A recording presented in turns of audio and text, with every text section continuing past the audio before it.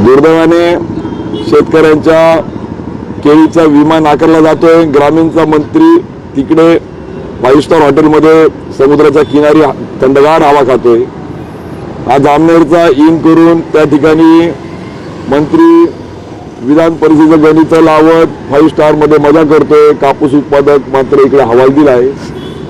अशा परिस्थितीमध्ये आम्ही भावनिक किंवा आवाजतो न मागण्या मागता ज्या रास्त आहे, जो हक्क आहे, ज्याचं धोरण आहे, बजेट आहे, त्या आम्हाला मिळायला पाहिजे या किमान अपेक्षा घेतोय आम्ही। तर शेतकऱ्यांच्या ज्या कष्टाचं जे आहे त्यांना मिळालं पाहिजे, ती सुद्धा या तिघ मंत्र्यांची बोंब त्या ठिकाणी पडत नाही। आणि म्हणून दुर्दैवाने हा जिल्हा वाऱ्यावर आहे।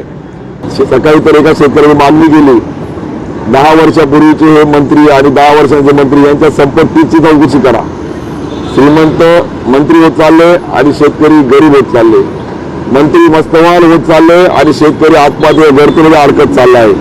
त्यामुळे या सगळ्या सत्ताधारी पक्षाच्या संपत्ती वाढते, शेतकरी मात्र गरीब होत चालला आहे। त्यामुळे या सगळ्या परिस्थितीचा आपण जर आज बघितलं तर जिल्ह्याला वाली कोणी राहिलं नाहीये। आणि म्हणून महाविकास आघाडी 4 प्रमुख मुद्द्यासाठी जे आंदोलन करते त्या मागण्या मान्य करण्यासाठी देखील यांना वेळ नाहीये। दुर्दैव आहे।